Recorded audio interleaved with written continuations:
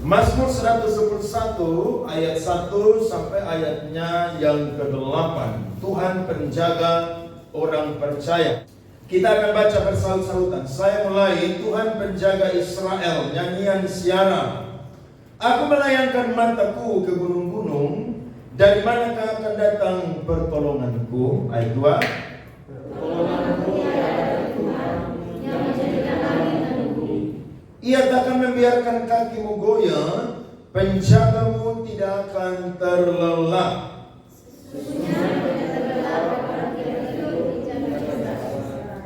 Tuhanlah penjagamu, Tuhanlah naunganmu di sebelah tangan kananmu.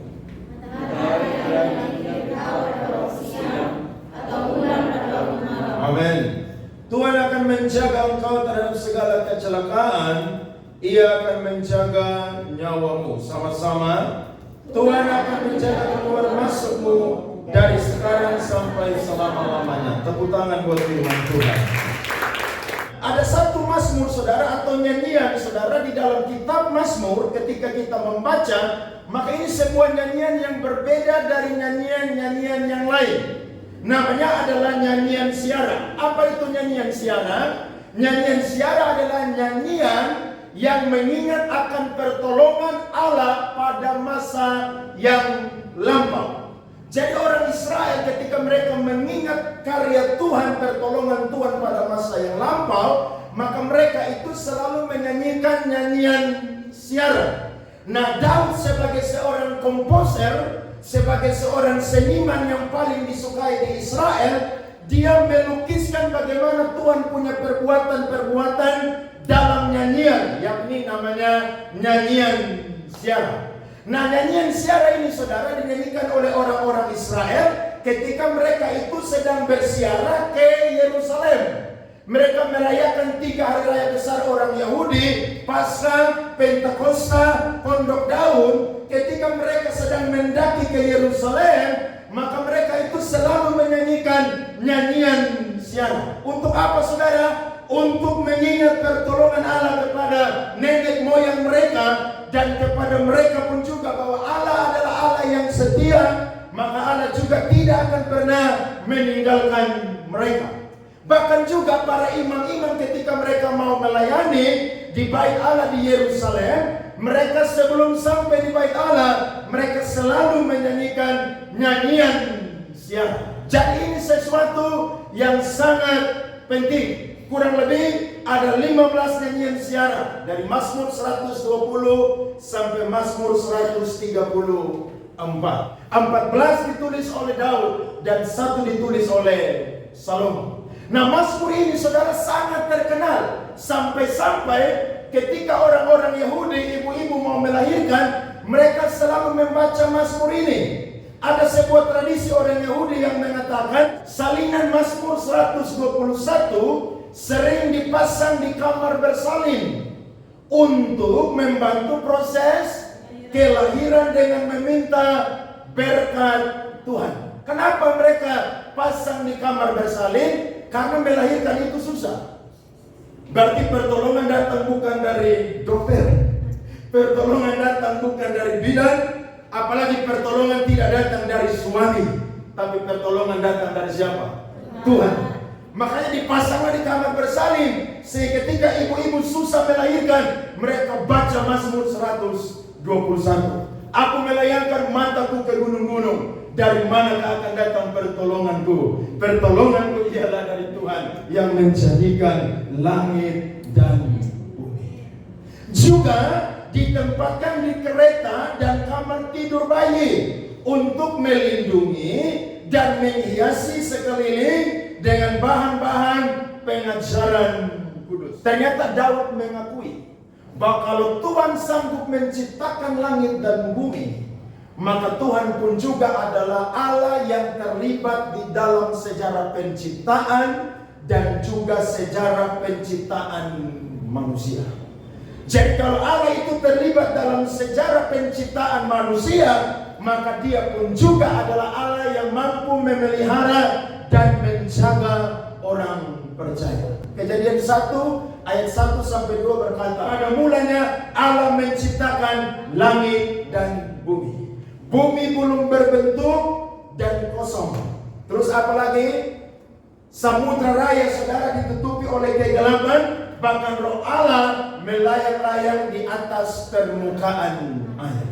Sebelumnya bumi ini tidak ada, tapi Allah menciptakan sehingga bumi yang tidak ada menjadi ada.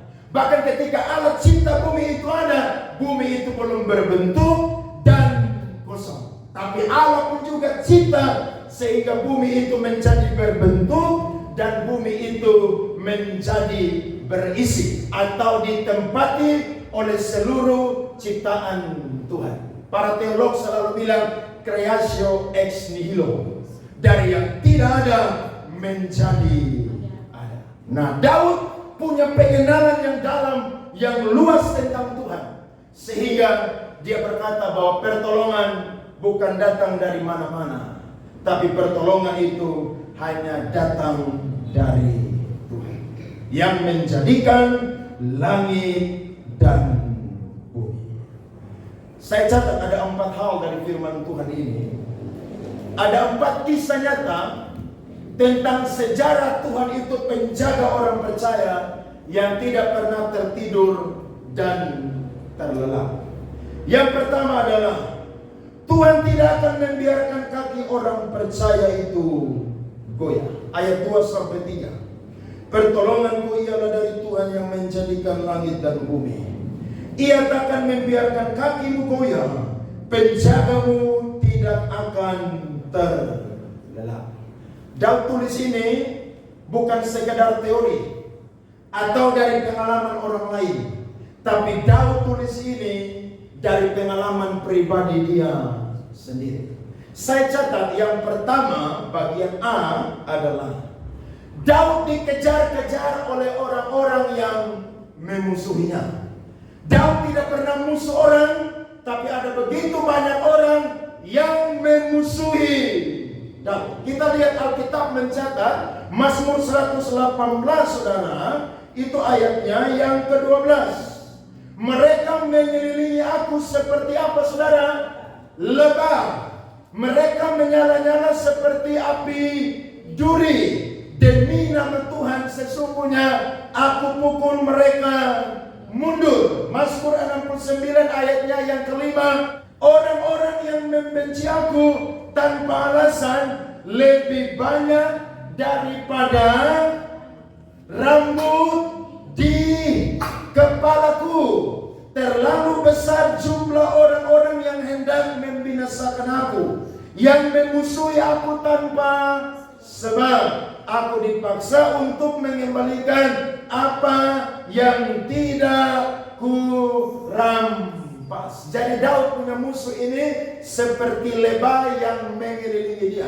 Daud ini komposer sehingga dia ini pandai sekali melukiskan tentang keadaan yang dia hadapi. Bahkan dia bilang musuhnya lebih banyak daripada rambut yang ada di kepala dia. 1 Samuel pasal 24 ayat yang ketiga. Kemudian Saul mengambil berapa orang? 3.000 orang yang terpilih dari seluruh orang Israel, lalu pergi mencari Daud dan orang-orangnya di gunung batu kambing hutan. Berapa orang yang cari Daud? 3.001 orang. Saul sendiri tambah 3.000 prajurit terpilih. Mengerikan ya. Saudara dikejar satu orang aja tidak tidur siang malam tuh. Orang mau bunuh saudara tidak bisa. Woi, mengerikan saudara. Tapi Daud ini dikejar oleh 3.000 pasukannya Saul. Apakah Daud tidak bisa membalas? Justru Alkitab mencatat 2 kali Daud dapat kesempatan. Yang pertama di Gunung En-Gedi, yang kedua itu di Bukit Hakila. Tapi dia bilang, dijauhkanlah daripadaku untuk menjamah orang yang diurapi oleh Tuhan. Daud belum tahu waktu itu Tuhan telah meninggalkan Saul. Tapi Daud tahu bahwa Saul adalah orang yang diurapi oleh Tuhan. Sehingga dia tidak mau menjamah Saul. Musuh begini banyak saudara, Daud itu tidak bisa ada pertolongan. Yang bisa kasih informasi cuma satu orang pada waktu itu, anaknya Saul yang namanya adalah Yonatan. Yang lain saudara itu kirim informasi kepada Saul bahwa Daud ada di sini, Daud ada di sini, Daud ada di sini. Dan jangan main-main, Daud dikejar saudara 13 tahun oleh Saul. Polisi satu orang kejar saudara aja, saudara tidak bisa tidur. Tapi ini 3.000 orang yang hebat kejar Raja Daud. Tidak ada pertolongan bagi Raja Daud. Maka Daud tinggal di padang gurun, di tempat-tempat perlindungan. Ia tinggal di pegunungan, di padang gurun Sif. Dan selama waktu itu Saul mencari dia, tetapi Allah tidak menyerahkan dia ke dalam tangannya. 19:20. Tetapi beberapa orang Sif pergi menghadap Saul di Gibea dan berkata, Daud menyembunyikan diri dekat kami di kubu-kubu gunung dekat Koresa, di Bukit Hakila di sebelah selatan padang belantara.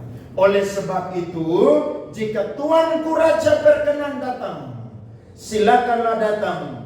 Tanggungan kamilah untuk menyerahkan dia ke dalam tangan raja.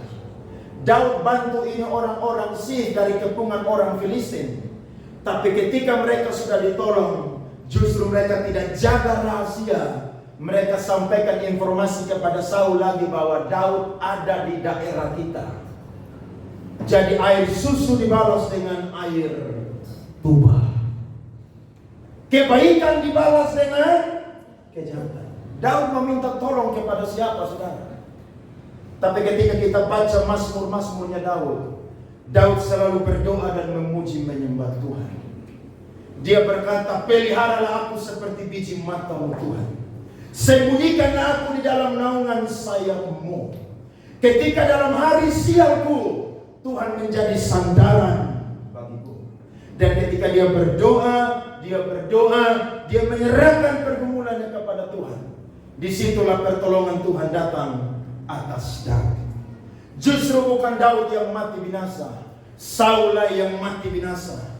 Dipancung oleh orang-orang Filistin, kepalanya dipenggal, bahkan mayatnya dipakukan di satu tembok Filistin namanya tembok Betsean.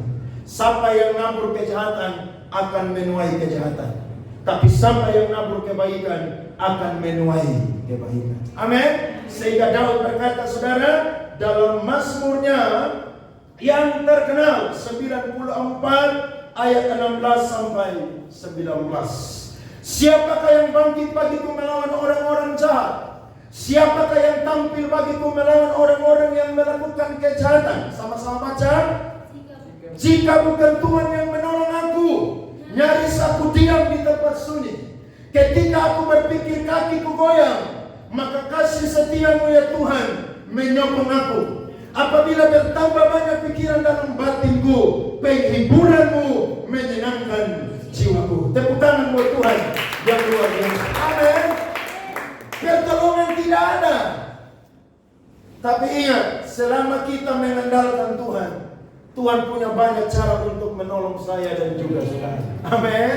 Seakan-akan menurut kita Tuhan tidak ada jalan lagi, tidak ada pertolongan lagi. Tapi ingat, orang yang mengandalkan Tuhan, Alkitab mencatat dia akan diberkati oleh Tuhan. Jadi jangan andalkan orang-orang hebat ini dalam kehidupan kita. Tak usah andalkan orang-orang kaya, orang-orang yang mungkin punya koneksi, orang-orang yang mungkin kita merasa mereka bisa menolong kita. Tidak usah. Manusia itu terbatas dalam menolong, tapi Allah tidak pernah terbatas dalam menolong saya dan juga saudara. Itu sebabnya kalau dapat tantangan, berseru kepada Tuhan. Pertolonganku hanya datang dari Tuhan saja. Sebab dia adalah penjaga Israel, dia adalah penjaga orang percaya. Amin. Jadi jangan andalkan manusia, andalkan Tuhan saja. Daud membuktikan dia sendiri tapi ada malaikat yang Tuhan kirim selalu bersama dengan dia. Ada pertolongan dari Tuhan sehingga dia tidak balas kejahatan dengan kejahatan, tapi dia berdoa memohon pertolongan Tuhan. Dan dia tidak goyah saudara. Justru dia berdiri tegak dan menyaksikan bahwa Tuhan itu baik, Tuhan itu hebat. Luar biasa ya. Tuhan tidak membiarkan kaki kita orang percaya itu apa saudara? Goyah. Bagian yang kedua adalah Daud sendiri pernah jatuh dalam dosa perzinahan. Saudara udah tahu Daud punya kejahatan ya. Dia naksir dengan satu perempuan namanya Batseba. Batseba ini cantiknya luar biasa. Tapi Batseba ini sengaja ketika dia mandi saudara dalam keadaan yang tidak tertutup. Karena dia tahu Daud itu hebat. Daud itu penyembah. Daud itu pahlawan. Daud itu seniman komposer yang paling disukai di Israel. Tapi Daud sekalipun diurapi Tuhan, Daud itu punya kelemahan. Dan kelemahannya Daud adalah di mata. Sehingga dia lihat Batseba, dia tanya, perempuan itu siapa? Singkat cerita, dia panggil Batseba, dia culik Batseba, dia berzina dengan Batseba. Akhirnya singkat cerita, Batseba itu mengandung. Daud stres. Kenapa? Karena harusnya kalau dia ikut jalur, dia tidak boleh pencuri istrinya Uria, karena dia raja. Dia ambil aja tapi ikut jalurnya bisa, karena raja itu minta apa saja rakyat akan berikan. Tapi kasihan Daud ini, karena dikuasai oleh hawa nafsu, potong kompas. Dia pikiran ternyata Batseba ini mengandung. Maka dia bikin segala cara supaya Uria itu pulang tidur dengan Batseba. Tapi Uria bilang, masa rekan-rekanku sedang berperang, masakan aku pulang dan tidur dan bersenang-senang dengan istriku? Daud punya 33 kopassus. Salah satunya adalah Uria. Jadi Uria bukan orang biasa, dia prajurit khusus saudara. Daud sembunyikan, tidak bisa juga. Akhirnya Daud putar otak saudara. Dia kirim surat dan sampaikan kepada Yoab, tempatkan Uria di bagian paling depan dari pasukan yang paling hebat. Akhirnya ketika berperang saudara, Uria mati di medan pertempuran. Alkitab tidak catat Daud bilang haleluya, tapi pasti Daud bilang Tuhan makasih.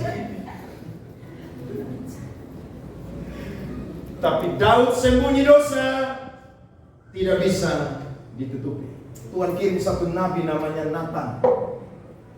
Nathan kasih perumpamaan, ada orang kaya yang punya banyak binatang, tapi ketika ada tamu dia bikin pesta, dia ambil orang miskin yang punya hanya satu ternak aja. Daud bilang, itu orang siapa? Saya akan bunuh di hari ini. Nathan bilang, orang itu adalah kamu.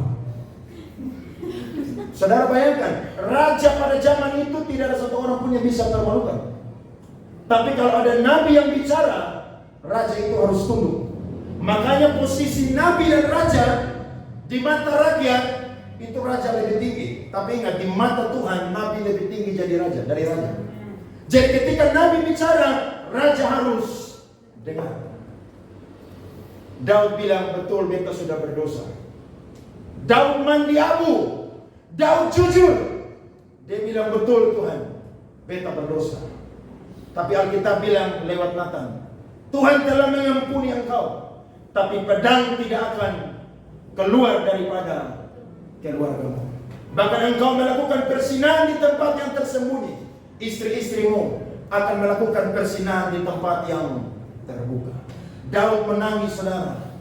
Tapi dalam kejatuhannya Daud, ternyata dia ungkapkan pengeluhan dan komitmennya dengan Tuhan. Dia tulis satu Mazmur saudara, dalam Mazmur 51 ayat 13 sampai 15. Alkitab berkata, Mazmur 51 ayat 13 sampai 15. Janganlah membuang aku dari hadapanmu, dan janganlah mengambil rohmu yang kudus dari padaku. Waktu Daud jatuh, Daud tidak bilang, Tuhan jangan ambil pasukan-pasukanku. Tuhan jangan ambil takhtaku. Tuhan jangan ambil popularitasku. Tuhan jangan ambil segala yang baik dariku. Tapi Daud bilang, Tuhan jangan buang aku dari hadapan-Mu. Dan jangan ambil Roh-Mu yang kudus daripadaku. Kenapa Daud bilang begitu? Karena bagi Daud, Tuhan itu lebih penting dari segala-galanya. Semua boleh hilang, tapi Tuhan tidak boleh hilang dalam kehidupan Daud. Amin. Nah, ini luar biasa, saudara. Makanya saudara, ketika Daud jatuh dalam dosa, Daud tidak membelakangi Tuhan. Daud tidak menyimpang, tapi dia terus dekat dengan Tuhan. Tuhan ampuni dia. Bahkan dia menjadi raja yang paling dihormati sampai hari ini di bangsa Israel. Kenapa? Sekalipun dia diurapi Tuhan, tapi Daud punya kelemahan. Tapi ketika dia jatuh, saudara, dia tidak jatuh sampai tergeletak. Sebab ada tangan Tuhan yang menopang Daud. Ada amin? Dia bilang ayat 14 sampai 15. Bangkitkanlah kembali padaku kegirangan, karena selamat yang daripadamu.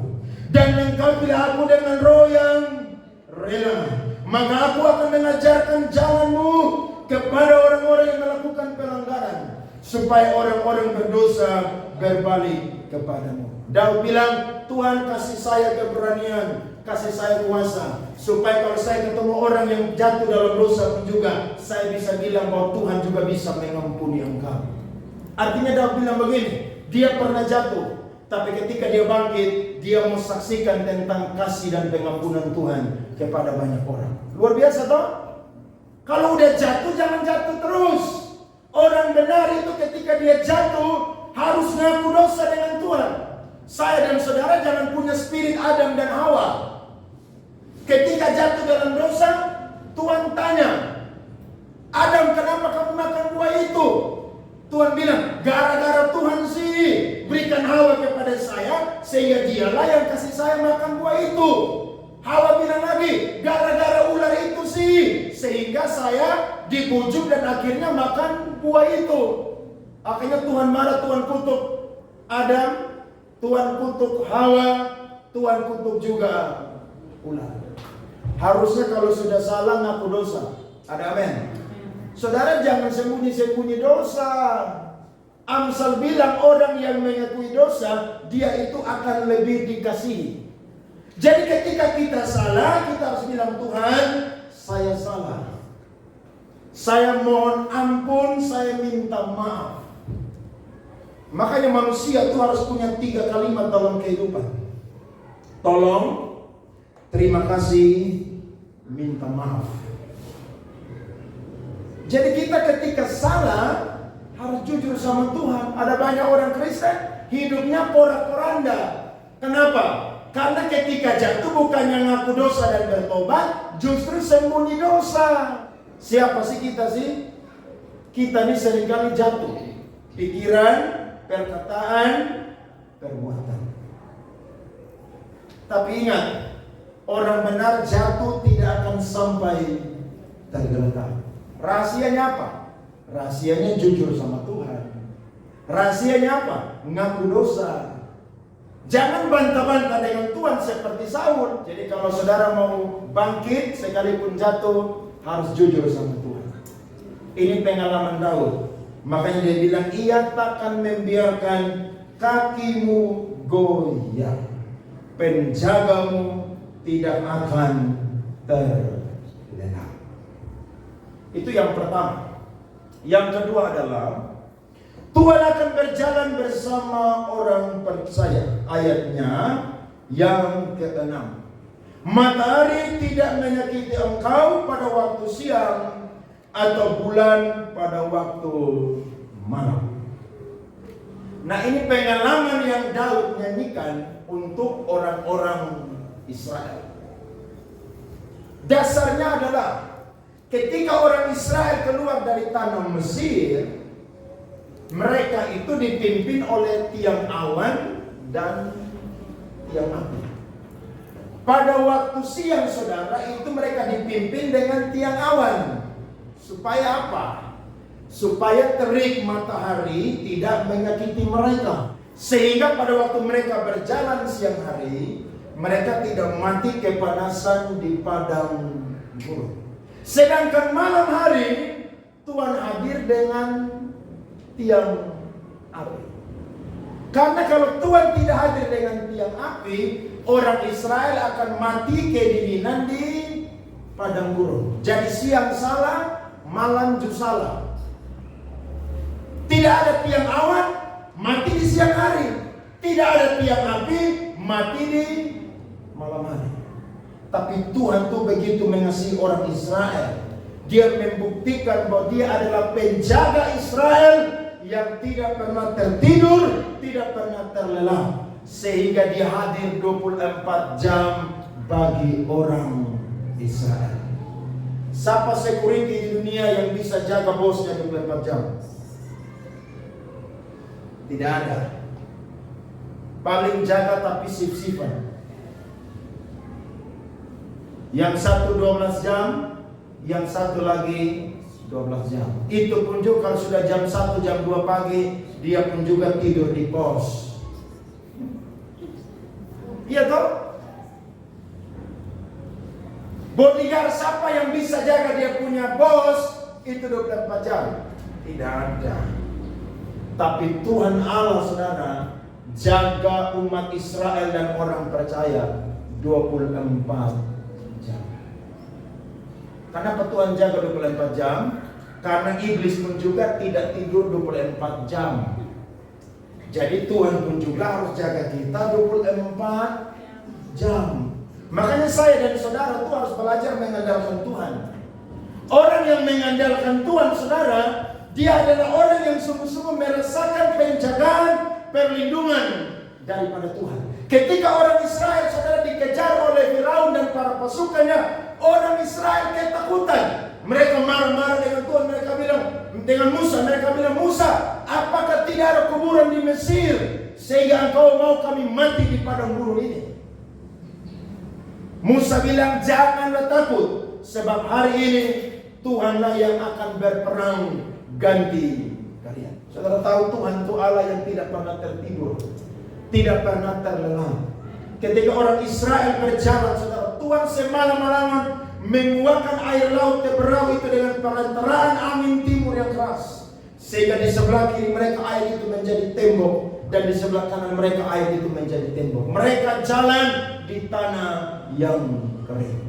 Dan ketika sampai pagi, Tuhan bilang kepada Musa, Musa, ulurkan tanganmu. Dan saat itu pun juga Firaun dan para pasukan-pasukannya mati di dalam laut Teberau.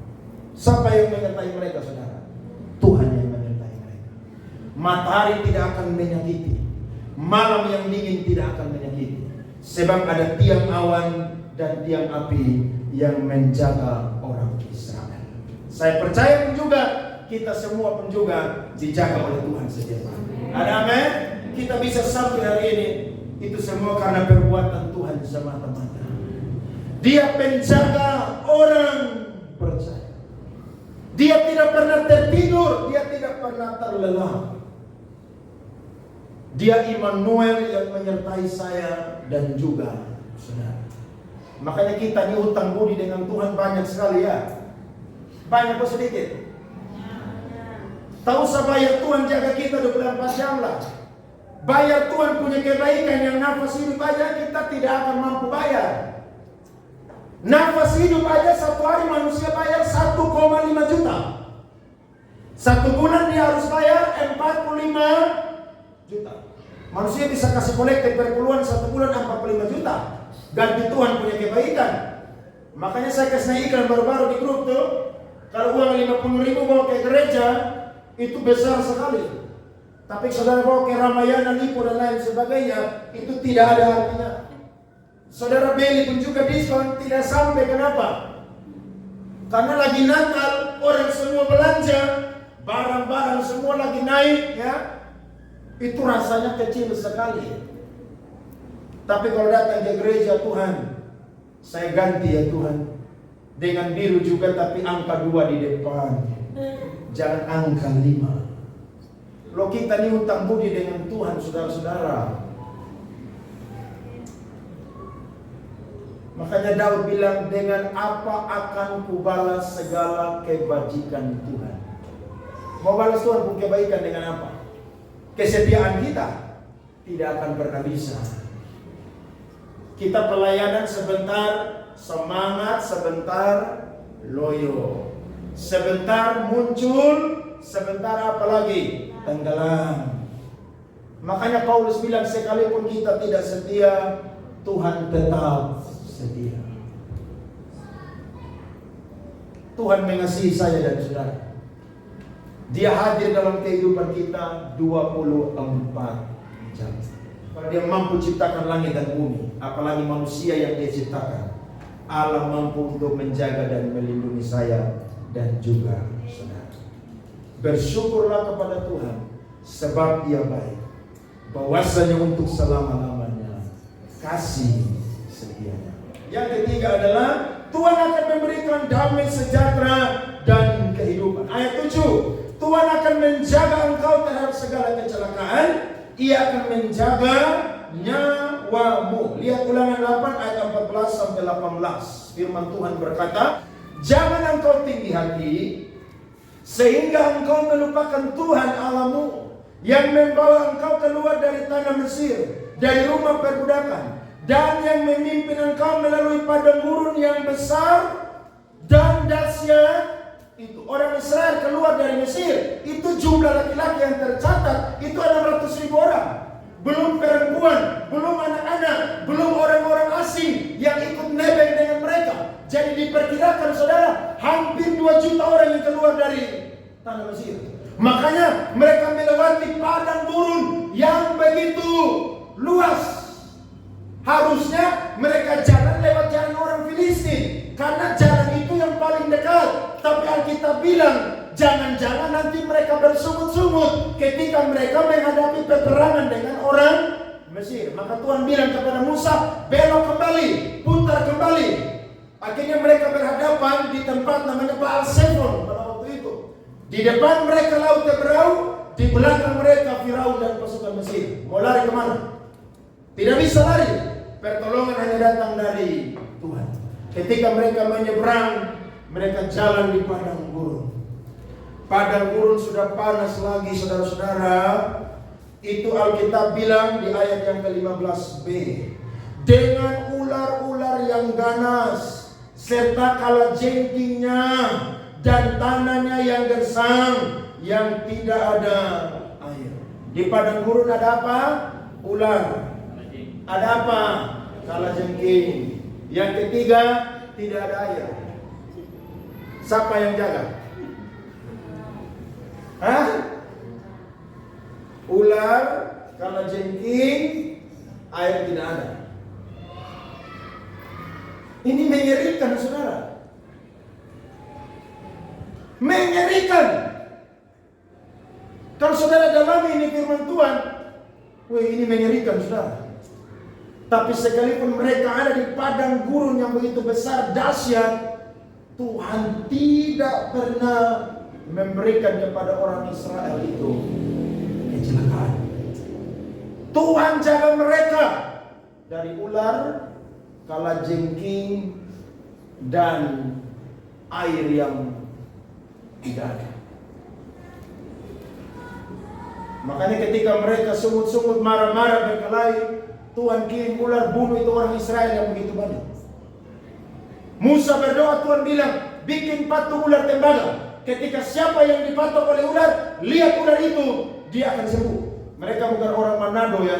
Kalau orang Manado jangan di padang gurun, pasti mereka tangkap itu ular dan kalajengking, bikin rica-rica di sana.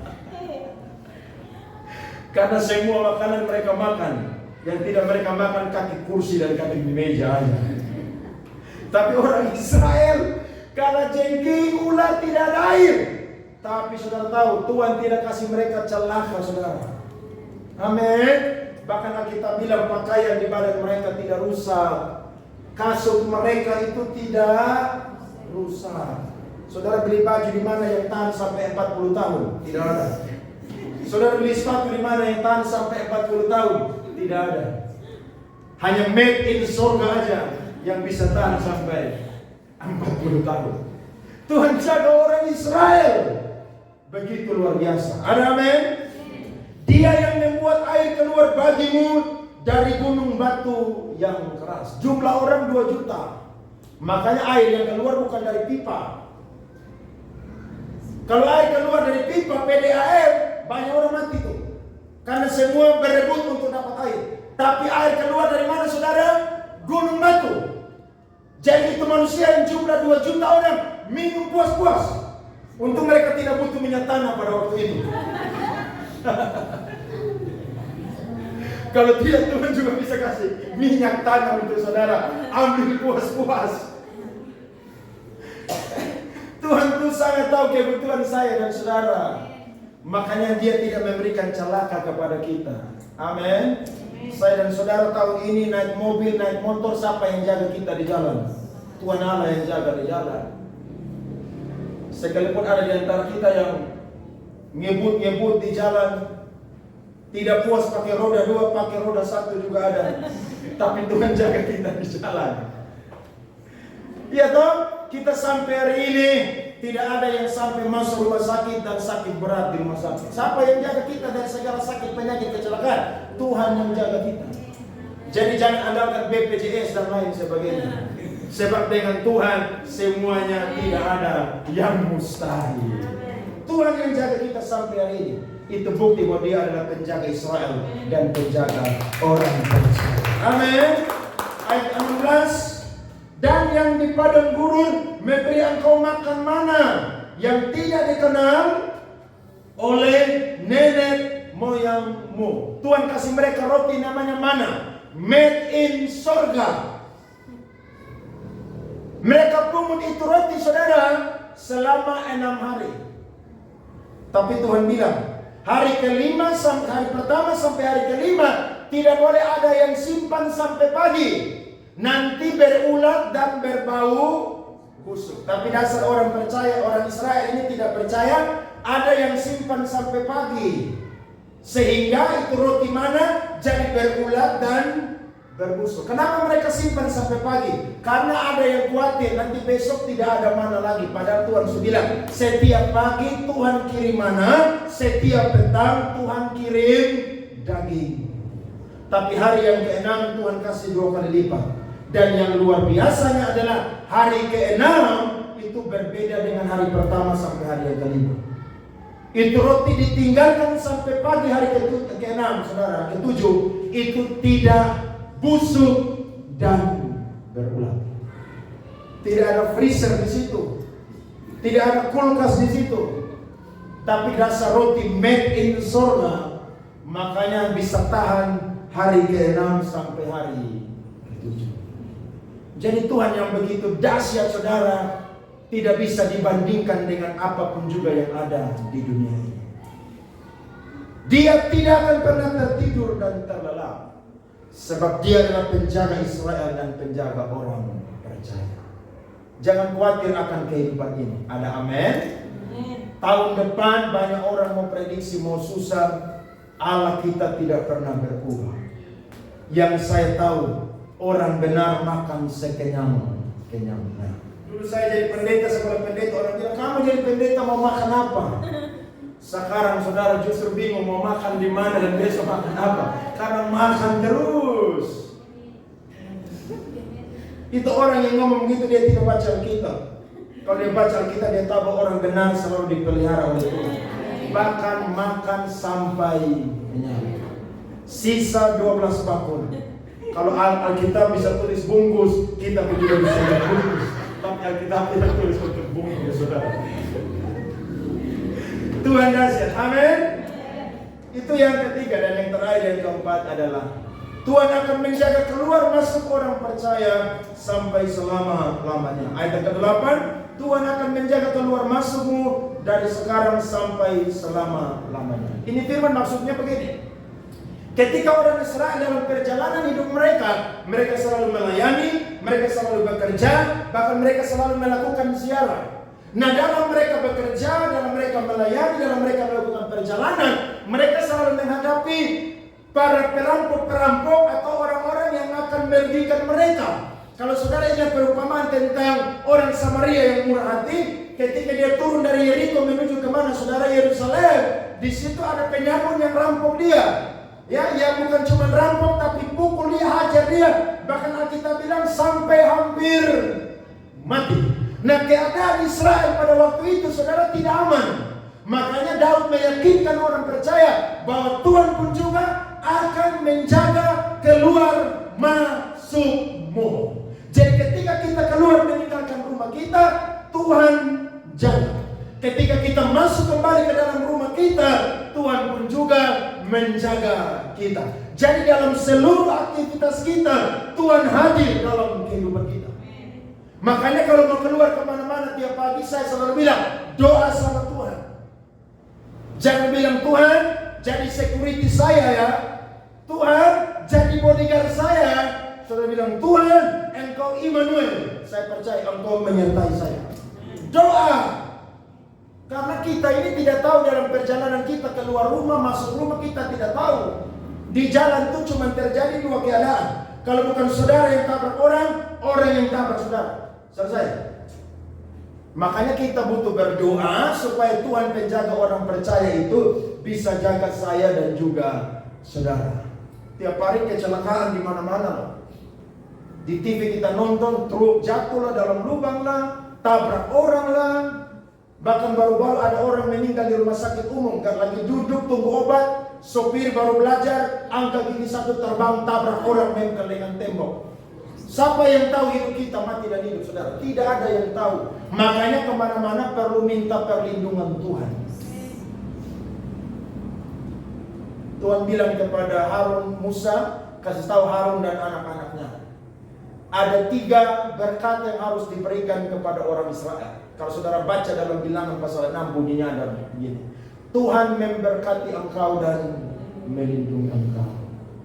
Tuhan menyinari wajahnya dan memberikan engkau kasih karunia dan seterusnya.